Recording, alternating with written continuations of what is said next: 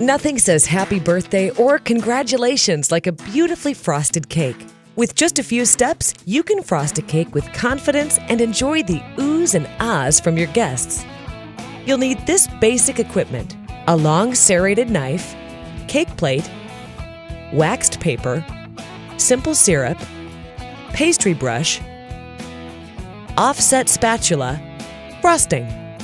We'll frost a classic 2-layer birthday cake. First, make sure each cake layer is completely cooled before getting started. Warm cake can crumble or melt your frosting.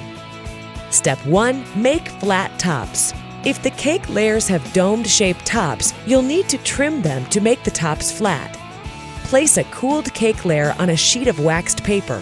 This will make it easier to maneuver. Rest your palm on the domed top and hold the serrated knife parallel to the top of the cake. Lightly score the edge where you'll make the cut. Gently begin sawing back and forth into the cake. When you've made one cut, rotate the cake and make another cut. Cut and rotate until you've worked your way around the entire cake. One final back and forth cut should separate the domed top. Save this to snack on later. Do the same rotate and cut with the other layer. If one of your layers looks a little rough or crumbled, use that one as the bottom layer of your cake. Step 2. Prepare to frost. Put the bottom layer of cake on your cake platter. Tuck in strips of waxed paper beneath the edges of the cake to keep the platter clean while you're frosting. Lightly brush loose crumbs off the cake. Step 3. Prepare and brush on simple syrup. Simple syrup is a baker's secret that adds flavor and moisture to your cake. To make simple syrup, add 1 cup of sugar and 1 cup of water to a medium saucepan and bring to a boil. Flavor your syrup if you like with citrus peel, mint leaves, or brandy.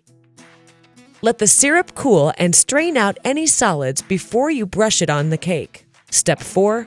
Frost, layer, then frost again. Place a large dollop of frosting on the center of your first layer. Spread it evenly to the sides.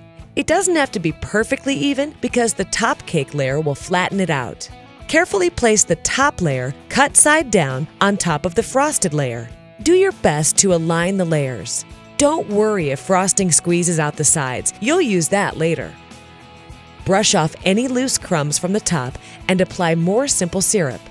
Step 5. Make the crumb coat and chill out. Spread a thin undercoat of frosting to keep the cake crumbs under control. Bakers call this a crumb coat. Put a small dollop of frosting on top of the cake and smooth it out. Remember, this is a thin undercoat, so don't worry if you can see the cake through the frosting.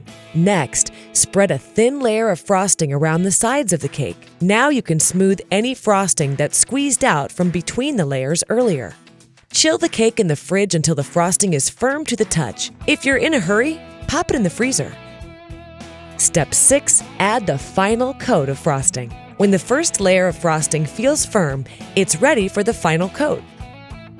Put a big dollop of frosting on top of the cake and spread first over the top, then down the sides, rotating as you work.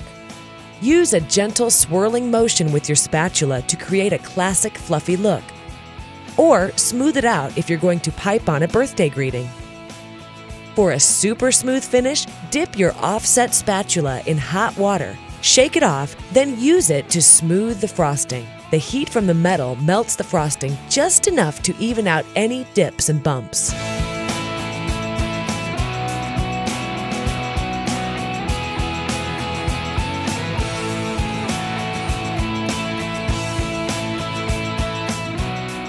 Put the finishing touches on your cake with edible flowers, fruit, chocolate shavings, or sprinkles. When you've finished, carefully pull away the strips of waxed paper and wipe off any spills with a damp paper towel.